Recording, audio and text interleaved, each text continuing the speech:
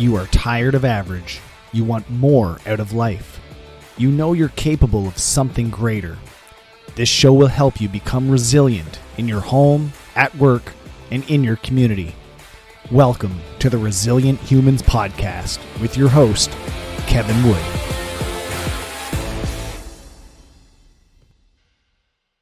Welcome back to the Resilient Humans Podcast. And today I'm excited to have Michael Cups, an expert in turning chaos into control, share his insights on priority management. Michael will dive into how adapting your approach and sharpening your focus not only builds resilience, but also transforms everyday challenges into opportunities for smarter problem solving. Cups, welcome to the show. Hey, thank you very much. Nice to be here. Yeah. So I'm reading through your biography here, your little write-up, and it says that you are a productivity expert. Can you tell us what that is? Just describe what that means. Yeah. So I got into the software business years ago, kind of 30 years ago, which is scary because software wasn't really a thing then. But over the years, for whatever reason, the companies I gravitated to were the ones that were helping humans do their job better, more efficiently. And so it could be things like workflow, it could be things like personal productivity, but it was always about just improving the way things were operating, right? And it could be massive scale or it could be small scale to a small team. And so over time, I just studied things like agile development and BPM practices and pragmatic marketing and things like that, that were designed to help be more productive in whatever you do. If you're a marketer, if you're a claims processor, whatever that is. So I just became a student of productivity, so I've read all the books, done all the studies, I've done some speaking sessions around it and so forth. Usually it's unique to what that person is going through or that company is going through, but that's what it is. So just helping people be more productive. And what kind of sparked that interest in you personally? I mean, there's obviously a lot of different directions you could have taken. Yeah. What drove you down that direction? It's a good question. I don't think anything drove me as much as that's where I naturally gravitated to because I knew something about it.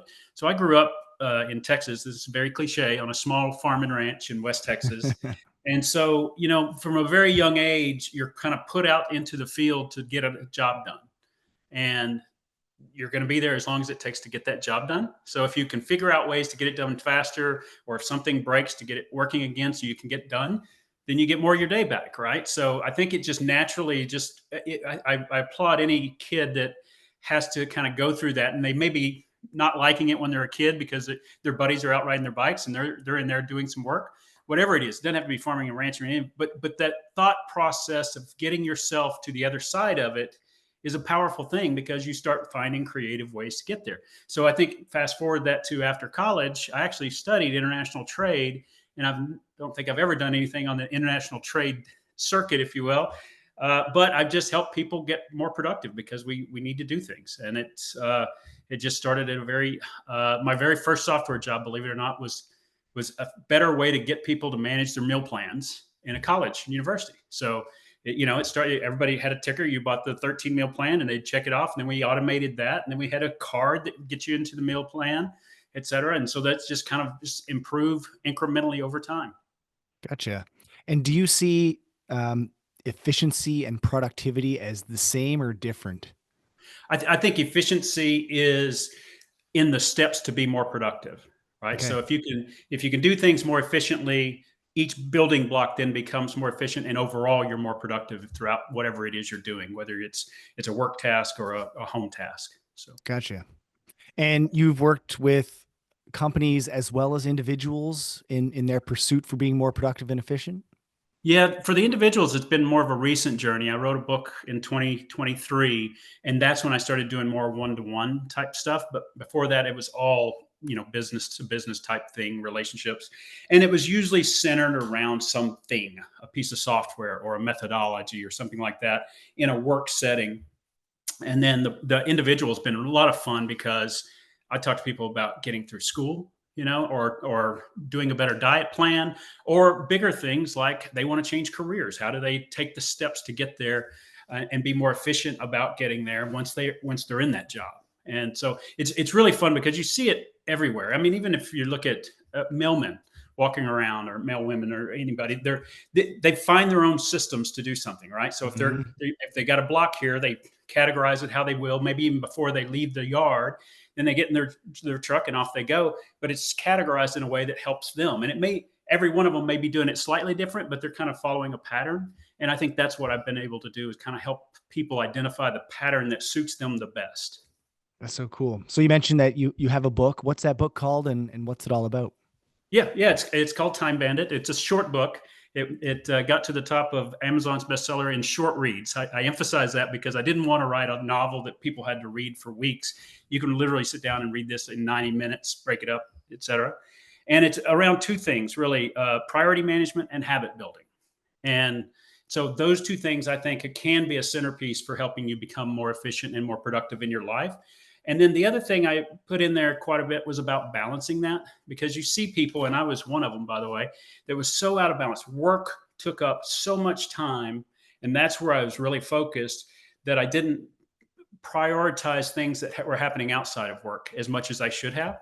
And when you see that, you see people do that all the time. They burn out. They get sick. They get divorces, which happened to me. You know, things like that just get out of alignment. So I do encourage people to think about their holistic self, not as one or the other, but blend it all together and make sure you can work with it together.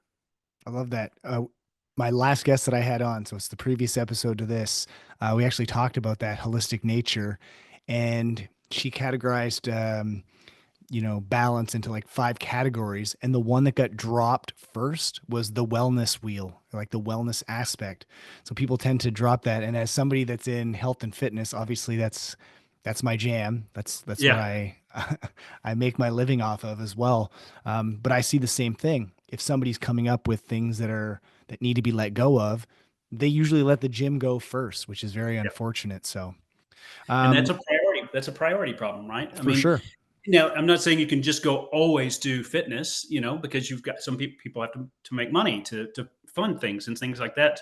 So it's really about that priority system that people need to develop and figure out where they do that. And so when I coach one-on-one, I start with what is their hierarchy of values? What are the values that are most important to you? And I use Mm, this example a lot, and maybe I shouldn't, but to a guy that says my family is my number one value, but they stop by the pub every night on the way home and spend 2 hours there and then go on home. So they just put the pub as a priority in front of their family that they said was the most important thing.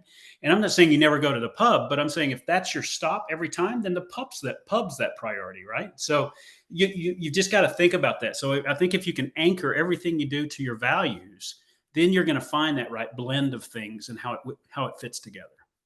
do you find there's so that's obviously some incongruence happening. If you say one thing, but you're doing another, do you get pushback on that from people? Yeah. Yeah. Yeah, because they say they're stressed, as you probably get this a lot. They, Right. they Yeah. don't they don't have time to work out because they've got that their boss tasked them to do a spreadsheet or whatever it was.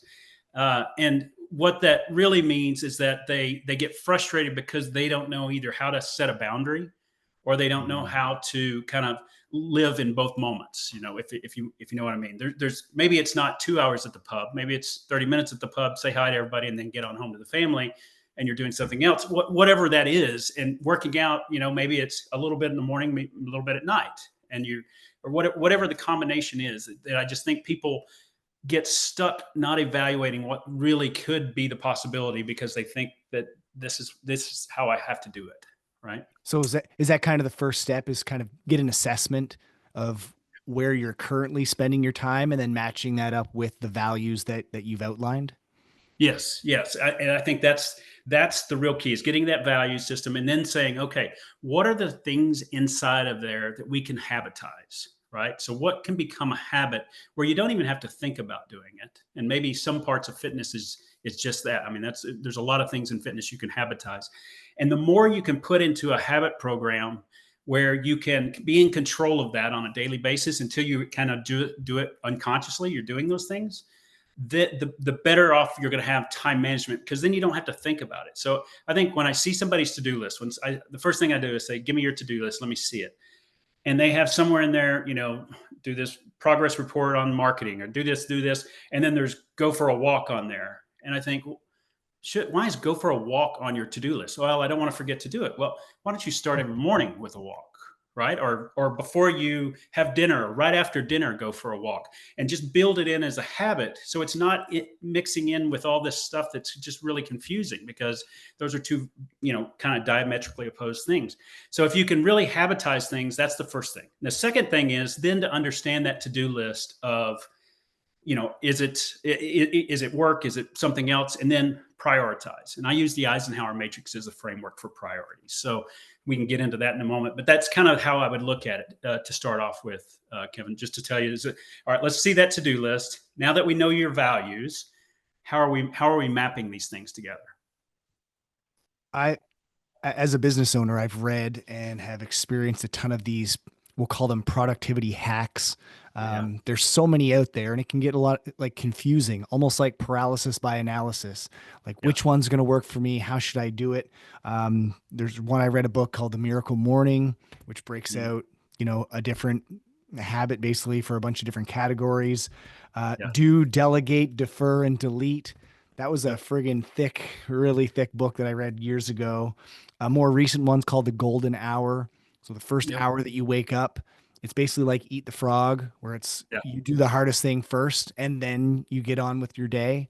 How do you navigate all of these different concepts and ideas and find out what works best for you? Yeah, yeah, I think that's important to understand that they're not all for you, right? The one thing that just kind of drives me crazy, but I laugh at it, is when you see I'm on LinkedIn more than any other social network, and I'll see a thing come up and it'll say the 25 morning hacks that'll change your life, and I'm thinking, by the time you get done with those 25 things, you're done. You're exhausted or what have you. And so there's not. It's really that. So why I chose the three that I chose, and I'm not saying they're right for everybody, but why I chose them is because I could systematically figure out how they worked together. And so, like I said earlier, my habits, they just get done. And then my priorities, I assess those every day. So, at the end of every day or the first thing every morning, I encourage people to say, the Eisenhower matrix, which you rattle off there, what's important and urgent, what's important but not urgent. And then Oh, you've got, yes. yeah, Yep. yeah. Yeah, I remember now. Yeah, yeah. And so for me, the habit that I built was I look at that priority matrix every morning, and then I make decisions on some things need to move around or what, and then at least I have a plan for the day, and so that's how I do it. And there are a lot of things. Sometimes you have to do deep work, and that means that everything else needs to shut out, right? And so for that, I would say the Pomodoro technique is one example of how you do that. There's 25 on, five Yeah. minutes off, and so it has to be realistic, and you have to be able to manage it before you could do it. And that's why I think there's so many hacks out there. You've got to find what works for you or your situation. Maybe you want to do that 25 morning hacks, but you've got to be there at 6 a.m. in the morning and it just doesn't fit. So maybe you need to find something that's lined differently with your schedule. The good news is there's a lot of opportunities and and ideas out there. Just don't get overwhelmed. Just pick one, try it. If it doesn't work for you, find another one. It's okay to say that didn't work for me. It's good for you, but I'm going to go try this now. Now, what I encourage you not to do is just quit. If something doesn't work, go, oh, see, I'll never be better. I'll never get more productive. That's the wrong attitude. It's just try them in increments and see how it fits. Like a pair of clothing, right? You try it on before you wear it out of there. So Yeah. And there's no such thing as failure. There's just learning. So yeah, if it doesn't yeah, work well, what did you learn from it? But a lot of people forget to ask that question, right? yeah, yeah, What did you yeah, learn from that? absolutely. Okay, well, I didn't like this, this, and this. Well, what did you like about it, and what can you take from that, right? Yeah, yeah, Um, we've talked about habit building as well. I've read research that says, well, there's the old myth that it takes 21 days to build a habit. I know that's not accurate. There's yeah, actually a range, and it depends on the complexity of the habit, which ranges from, I think, 7 days to like 287 days.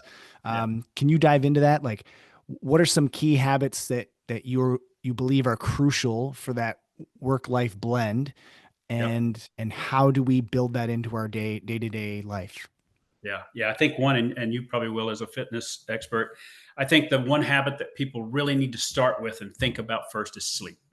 So we have such bad sleep patterns and sleep habits that if you fix that, you're going to have more energy to take on any other habit. So I think the first thing you need to think about is are you getting the sleep you need and the type of sleep you need, right? So I think that's number one. And then two, it's design the habits that reward you enough to keep you coming back for more, right? So if somebody says that I want to take up running and they've never been a runner and they don't like running, while they might change their mind, the likelihood is they're not going to change their mind. So they need to find a habit. Maybe it's biking that is better for them, or maybe it's walking. Whatever it may be, I think you've just got to identify what's going to work in your lifestyle. Or I shouldn't say that. I should say the lifestyle you want, Mhm. and then work that into the program, right? And if that means if walking is part of your day, do it in the morning, do it at night, do it at lunch, do it whatever. Just find the time that's right for you, and then just stick to it, and then don't beat yourself up. I mean, I think people quit on habits really early. Like you Yeah. were talking about, 21 days. Some of them are 280 days. I deal with some addiction things. That's a whole different level of getting new habits, right? My biggest thing is have some empathy for yourself too, right? So if you miss a day, you missed a day.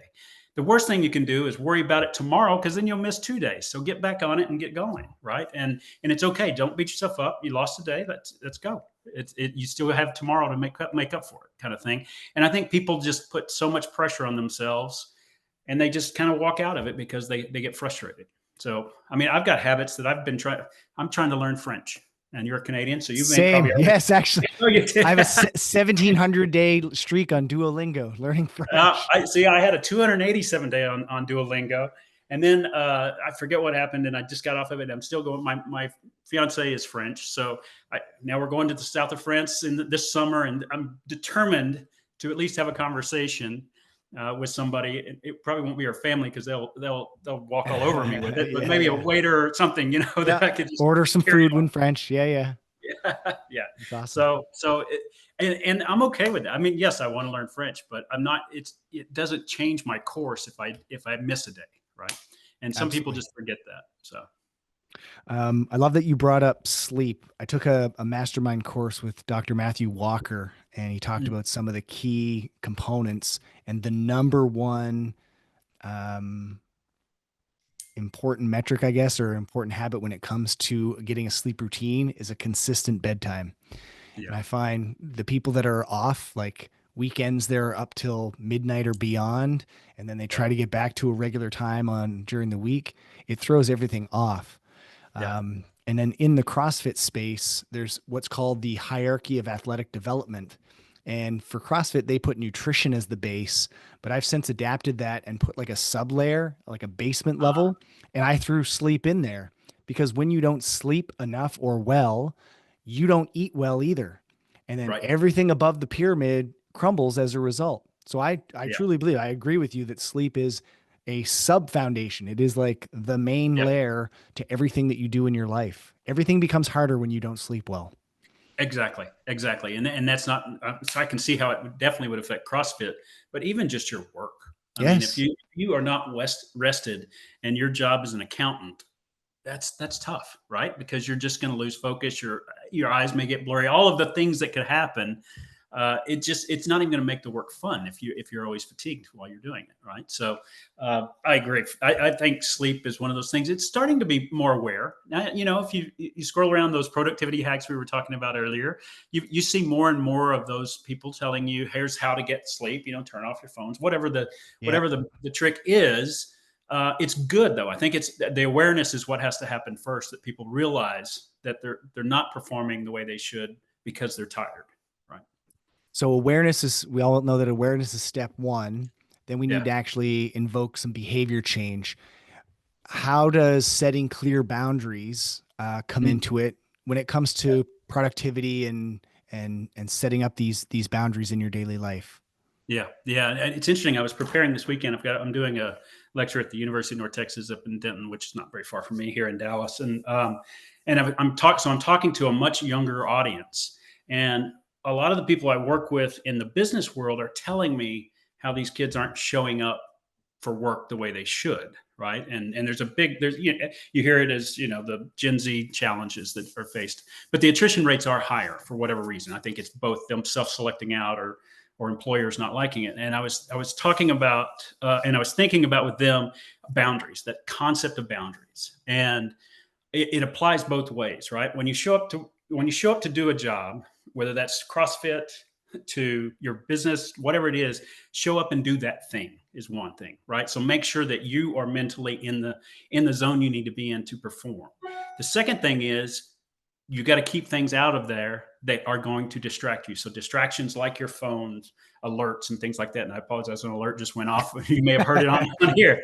But the point being is you've got to set those boundaries for yourself. So when you go into work, be at work. When you go in to do something else, be there, right? When you're watching your kids, be with your kids, that kind of thing. So those boundaries are important. And then the other lesson that is really hard, especially for the younger generation entering the workforce, it's saying no, right? Because the meritocracy kind of attitude is the more you do, the faster you'll get promoted, right? And that may be the case in any scenario, but the reality is the more times you say yes, the chances are you're going to dilute your value because you're not going to do as quality of work. And so learning to say no the right way is a challenge for everybody. But I think that is the number one boundary that you just have to figure out how to say.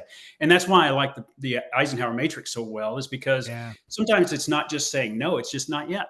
Right. So yes, I'll take that on. It's very important, but it's not due until next Thursday. So I'm going to put that into schedule for later. Right. So sometimes no isn't no, it's just not yet. And that's true for yourself too, right? Sometimes you may want to reward yourself with something, but not yet, right?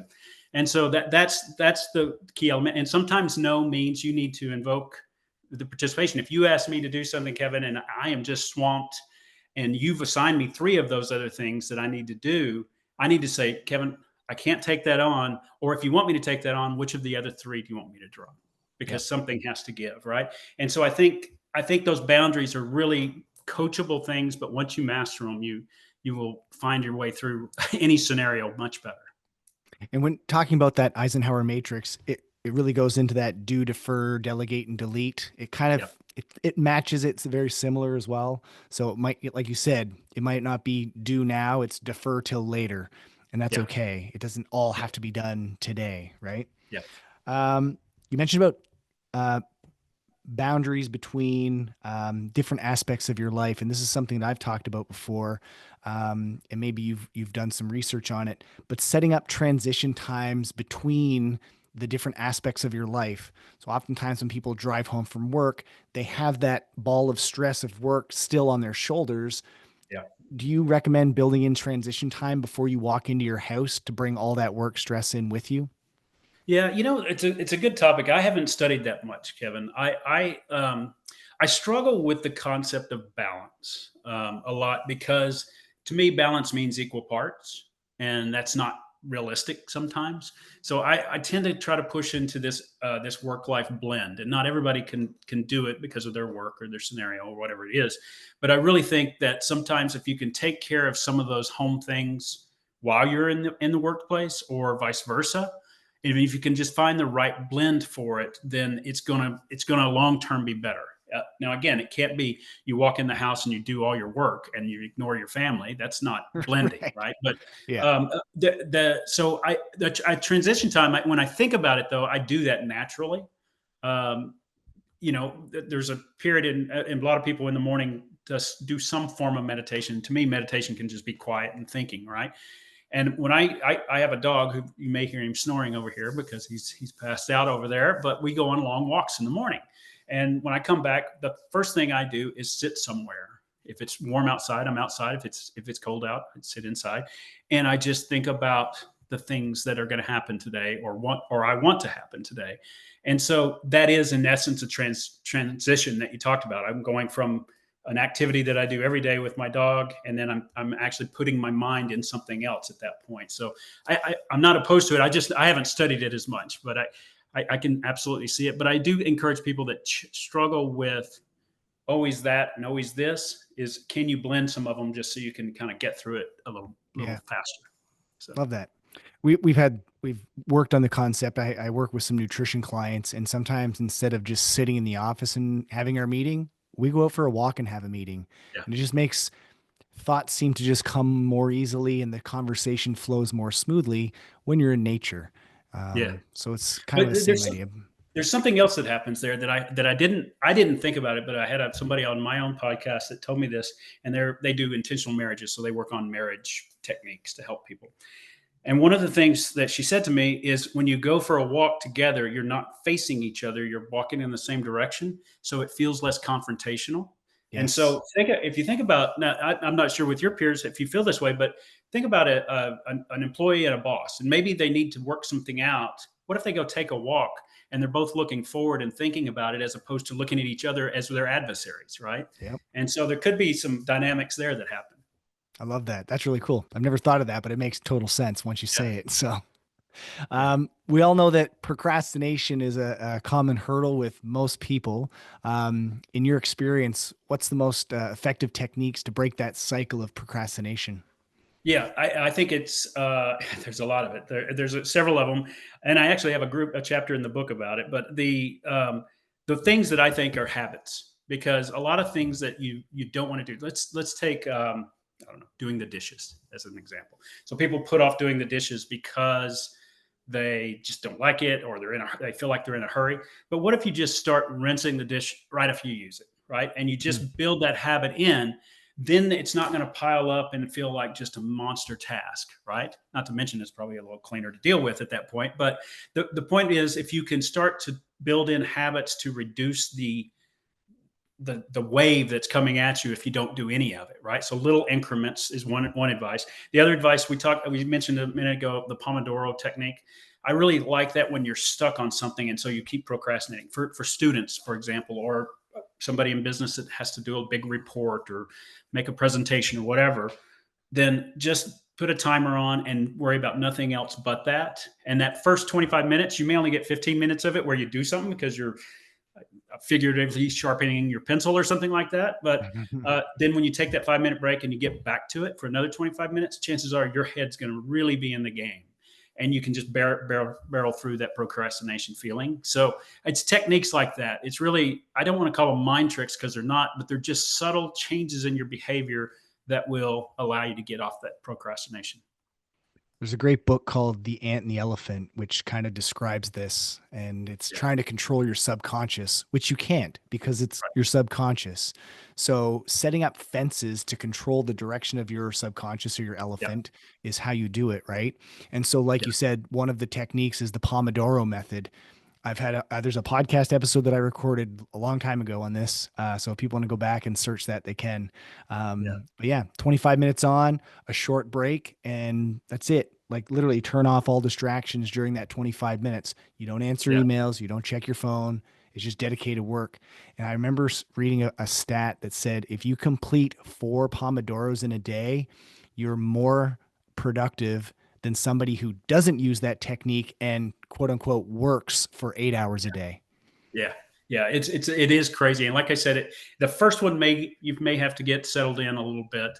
That second one, usually you are just laser You're focused and dialed. getting through it. And I love it for that purpose. The other thing that you said there, I think is brilliant too, is as you said, I think you said align the fences or something like that. I would say you can start using habit cues for that too, Mhm. right? Yep. I mean, I think James Clear in his Atomic Habits says if you want to take up walking or running, put your shoes by your bed. So the first thing you see in the Correct. morning is your shoes. Well, you can literally do that with a lot of things, even when you're working, right? I mean, if let's say your job is marketing and your first thing to do is go look at the dashboard of marketing engagement and the next thing is this, you can just line up your morning with these cues to lead you into the next thing, and you're going to be more efficient and you're not going to procrastinate. Maybe one of those in the middle you hate doing, but it's just something you do next before you get to the next thing, right? So I think that fencing is a great way of putting it.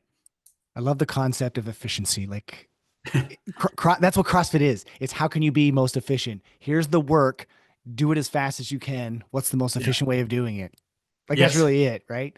And so Yeah. it's been part of my life for so many years, and it even got to a point where I was like timing myself when I was going in to get a withdrawal from the bank. Like, how fast can I do this? And just like finding the easiest way, the best route to take. My wife hates it because when we're on vacation, I can't turn it off. So Yeah. instead of Yeah. like looking around and enjoying the space, I'm like, we got to get to point B as fast as possible. She's like, slow Yes. the hell down. Yeah. I bet we can get these 8 things done if we keep going. And your wife's probably like, hold Exactly. on, hold Yeah. on. It's hard to Yeah. relax around me, but that's fine. Yeah. Another area that I'm fascinated in, and I'm sure you can talk to, is with the rise of AI. How do Mm, you see this entering in the productivity space? yeah. And then also how can either companies or individuals leverage AI to help them be more efficient? Yeah, yeah. There's a couple things with that. I mean, I think at a bigger scale, and being a software kind of person, there's a lot coming that's going to be interesting in the sense that you can start delegating more. Right. So when you think about that Eisenhower matrix, the ones that are urgent but not important, how much can we start delegating? It's a little difficult now because you could delegate it down to say ChatGPT, and then all of a sudden you're fudging around with ChatGPT and you've lost 45 minutes because you're still trying to figure out how to configure it. So there's still work to be done on that, but there are still things you can go do, right? You can go do some research, you can do things like that. So use it. I encourage people to use it, even if you don't use the output. Get in the habit of using it to get you along the way because it's getting better every day. So that delegation capability, which will in turn allow you to knock off workflows, whether they're personal or business workflows, a lot faster. The other thing is the advice area, and I spent some time last year, and I don't think you and I talked about this, Kevin, but I built an AI model called Habit Bee, and it's a generative AI model. And I trained it with the book and a lot of blogs and a lot of things. And you can go out and ask it things like, I want to start the habit of walking. I'll just use that as an example. And it'll start asking you questions about your current health, about your goals and everything, and it'll start putting a plan together with you. So the generative AI capability is there for anybody to use to start challenging themselves, challenging their preconceived notions. Maybe somebody wants to start CrossFit, but they're scared because they look at the videos and all these people are in great shape and they're lifting all this great weight and they're like, oh, I don't think I can do that. But Gen AI can actually help you get a plan to do it. And incrementally, it'll tell you where to start, and you could disagree with it, and it'll challenge, and you can go back again. But that kind of advice, what I really like about it, and we did put Habit Be in our. I've got a Time Bandit app that has the Eisenhower matrix and habit tracking in it, and we just embedded that Gen AI in there because if you're looking at your day and you say, I have had these three things that I need to do, and you put that in Habit Bee, you can start going down and saying, okay, which one's really important, which one's urgent, and it'll talk you through that. And it's not the point of making that decision for you; it's the Mm, point of helping you think through it. In my mind. So I think that there's all kinds of just great things there. I personally don't like the AI based schedulers, yeah. where they take all your calendars and they make it magical because then all of a sudden I've got 8 hours of nothing but meetings because that's the way it logically can Yep. fit it. So for Yep. me, that's not there yet, but offloading certain tasks like research or something like that, or getting advice on how to do something better, smarter, faster, whatever it is another area that I would say it's available today. And I think more is coming all the time. So how about you in CrossFit? I'm curious, is Yeah. AI fitting CrossFit? Huge. It's Yeah. crazy. So in my personal life, like as a business owner, I had AI ask me questions about what my perfect day would look like. And Yep. so I filled that all in, and then it generated a 1 year map of how to get there. So it kind of Wow. prioritized. It said, well, in order to achieve this part of your perfect day, here are the three things that you need to do in this order. I was like, Yeah. damn. Like I would have never thought of that on my Yeah. own. So, like you said, Exactly. it gives you another set of eyes to look on your own life, but you're the Yeah. one like inputting the information. So it's taking what you give it and then Yep. viewing it from a different perspective. And it's like, oh shit, I could do Yeah. that. Well, that's way different than what I was planning. So Yeah. it's definitely changed a lot. We've had, man, I've used it in so many different ways. Just summaries. Like we'll do Yes. programming for the week, and I don't want to give all of the workouts out, but I ask it to summarize the week of workouts for me in a general form, and it does it, and then I Yep. send it out, and the members love it. Yep. Um, Image generation is great. So when we're coming up with ideas for like shirt designs or logo Yeah. designs, we don't use what it has, but it, again, gives us ideas Exactly. of what we can do to Exactly. create these things. So it's And such that's a, what I I love it. Yeah. I'm glad you said that, and I loved your concept about this is your perfect day, and it gives you a year plan to get there. That's why I wanted to have this little habit be with you. Is that, so sometimes just thinking through something can Mm, you can say I want to start running, or I want to start a new diet plan, or I want to I want to look for a new job, and it feels overwhelming. But if you can just ask it along the way in private And again, Yep. you don't everything. It's not like you have to act on any of it or some of it.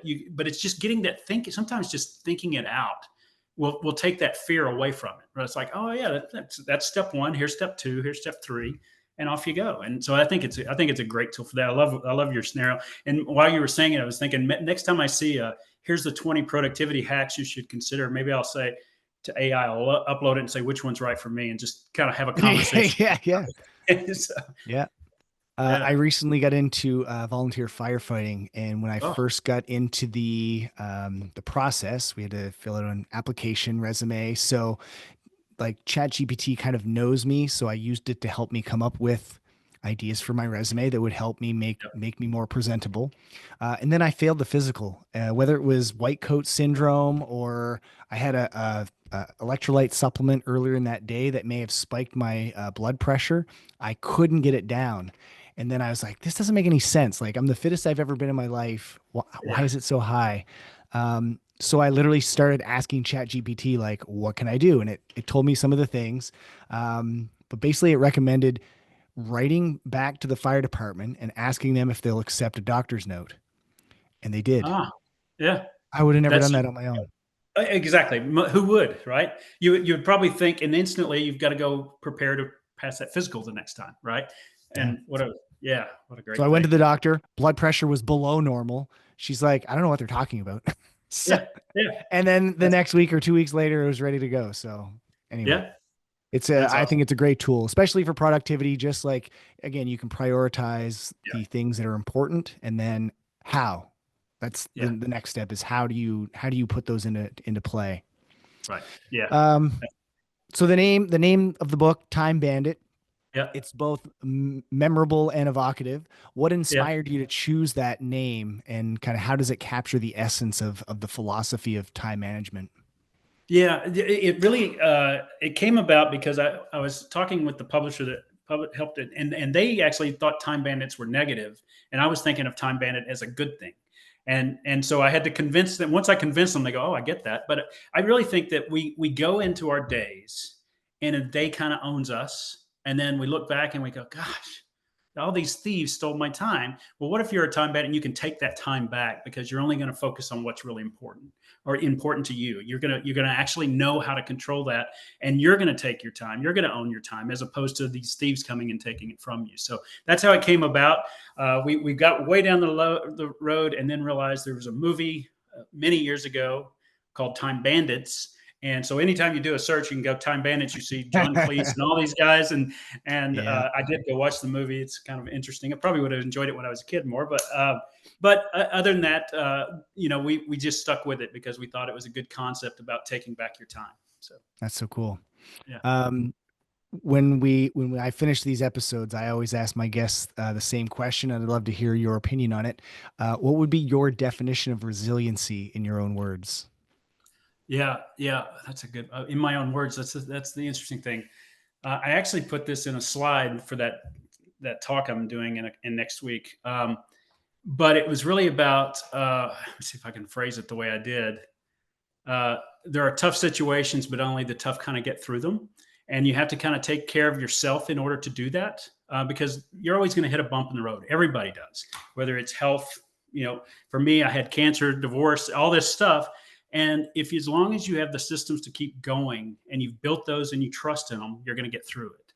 And it's always better on the other side. It just I've seen it through people that are alcoholics and they get to the other side of it. And at first it's terrifying and they think there's no way they can go on. And then that time passes and all of a sudden they recognize how bright the sun can be. Right.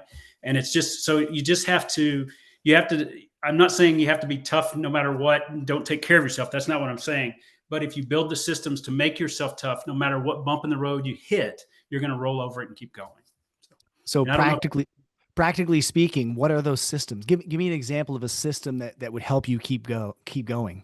Yeah, habits of emotional awareness and emotional intelligence is a good one, right? So I'm not quoting Ted Lasso here, but there's a scene You where he's should. throwing darts and he talks about being curious. Yes. Yes, right. Yes. And so that is a big problem with most, I'll say Americans. I know you're Canadian, but I'll say Americans, is if somebody comes to you and says, I can't do this, or somebody comes in a restaurant or a store and says, I can't do that. What do people do? They just blow up. Wow, well, why can't you do that? That's your job, that kind of thing. Well, what if you just ask one more question before you blow up? And if you do that, what you're actually doing for yourself is causing yourself some peace, right? You're not blowing up and losing your own emotional cool. So if you can teach yourself a habit of just asking that one more question, having that emotional patience to get through a situation, if you build that as a habit, you can do that every day by not getting mad at that driver that just cut you off, right? And you just kind of, and it doesn't mean you have to be passive. It just means that you are giving yourself a little, emotional grace to get through whatever you're getting through. And it could be somebody cut you off. Did we die? No. So we're okay. Let's carry on. You can either make this a bad afternoon because that guy cut in front of you, or you can enjoy the rest of your afternoon, right? So I think those are the type of systems you have to think about. Just, are you protecting yourselves emotionally in a way that will allow you to get through whatever somebody throws at you? I love that. And what I've used this terminology to describe what you just said, but it's creating space. So if somebody has a craving, you just need to create a little bit of space between you and that decision. And how do you do that? You could ask yourself a question. Am I actually hungry right now? Well, if the answer is yes, then eat some food. If the answer is no, what else can I do? Yeah. You've just created space, and it really only takes about 5 to 15 seconds of space for you to curb that craving to go do something else. Same thing. You get cut off in traffic. You have that road rage. Ask a question. I wonder what that guy's going through right now. Yes. It kind of puts it into perspective. He's probably having a bad day too if he's driving as erratically as he is, right? Yeah, So absolutely. And that's, you called it space. I love it. There is a pause between a thought and an action. And if you give yourself that pause, that is an incredibly powerful moment, right? So, absolutely. yeah. Michael, this has been an awesome conversation. Is there anything Yeah, I else you'd enjoyed like it. to share with our listeners before we sign off today? No, I'd love them to come check out my stuff and drop me a note if they want to see me. LinkedIn is where I primarily am, but you can find it at timebandit.io is our website. You can go read about the app, the book, and all the stuff we're doing. So I'd love for them to come by and join us. Enjoyed the conversation a lot, Kevin. Very good. It's been great having you. Appreciate you. Thank you very much for coming on today. All right. Thank you. Thanks for listening. If you enjoyed this episode, please share it with others or leave a rating and review. To catch all the latest episodes, be sure to subscribe, and I'll see you next time.